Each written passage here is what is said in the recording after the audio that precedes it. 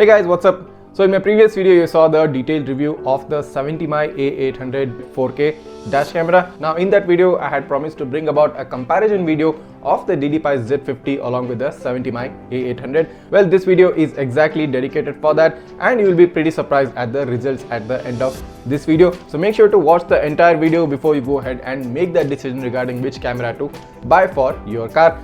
And also, along with going ahead and comparing these two dash cameras, I'm going to bring in between a NEXDIGITRON A3 Full HD dash camera and show you the difference between what a 4K camera can do and what a Full HD camera can do, and what is the capacity of both these dash cameras in bringing out the best video quality for you guys. So before I go ahead and start up with the video, do note that this video has taken an immense amount of work to bring in front of you. A lot of work and planning has gone into making this video, and if you recognize that hard work, do not watch the rest of the video unless you have subscribed to my channel and also like this video. That will really help me and inspire me to bring up more and more interesting videos such as this. So that being said, let's go ahead and start up with the video.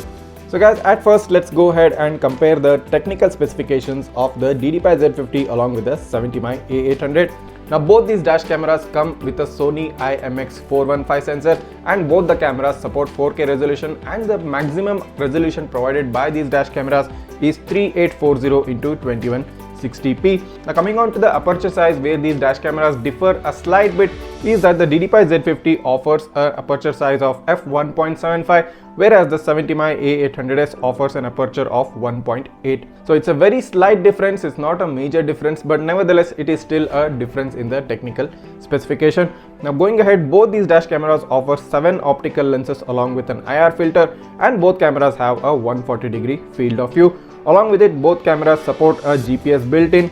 And in terms of the video image quality and the video processing quality, the DDPAI Z50 has a real cube image technology along with a night viz tech, and in the 70mm A800 it has the 3D DNR, that is the dynamic noise reduction, in order to reduce the noise in the night footages shot by the 70mm A800. So more or less guys, almost all of the features are pretty much the same except a very slight difference in the aperture size of both these dash cameras. Now coming on to the very important aspect, that is a price point. Now both these dash cameras come with a both dual channel and a single channel, that is a front only dash camera. The DDPAI Z50 front only will cost you about 12,999 rupees, and the dual channel version will cost you about 14,499 on the NEXDIGITRON website.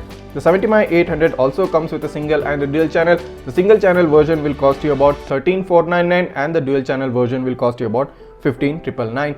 So not a huge difference in the price aspect as well, a matter of 500 to 1000 bucks difference. But what's going to be a huge deal is which camera among these two offers you the best video quality, the best license plate readability, and that's exactly what we are going to go ahead and look out for in the rest of this video. So let's go ahead and start up with a comparison video of both these dash cameras and show you in detail which among these is the best one for you. So let's get started. Now starting with the night footage from the DDPAI Z50 4K dash camera, the footage overall does seem a bit dull and the brightness does seem a bit low, but nevertheless let's go ahead and zoom in on the license plate. Now here is an excellent license plate readability from the DDPAI Z50 at a very close range. Now let's zoom out and take a look at the Toyota Fortuner at the right side corner of the video. Now it's standing about 20 to 30 feet away from the car. Now that's a high distance, and let's see if this camera is able to catch the number plate.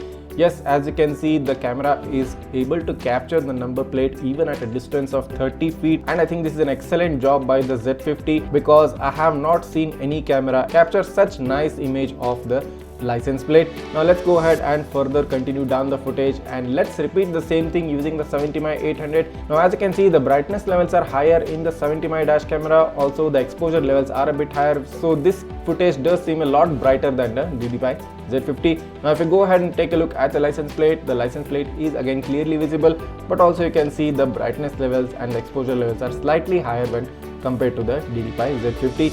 Now if you go ahead and take a look at the Toyota Fortuner again on the right side corner, now here is a license plate which we cannot make out. Now this is because of the higher exposure levels and lower contrast levels, but in this case of the 70mm A800 at a distance of 30 feet, it is not able to make out the license plate.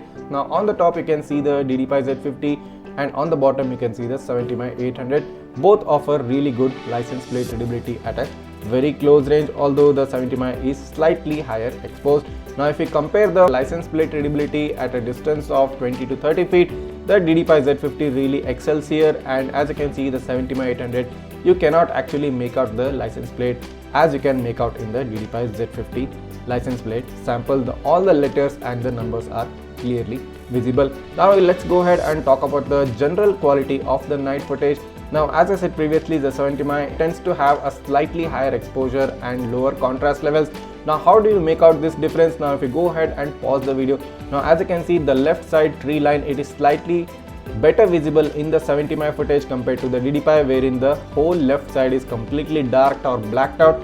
Only the road part where the headlight is falling is visible in the DDPAI, but in the 70mm you can also make out the tree line on the left. So this shows that the light capturing capability of the 70mm is higher and the exposure levels are higher in the 70mm dash camera.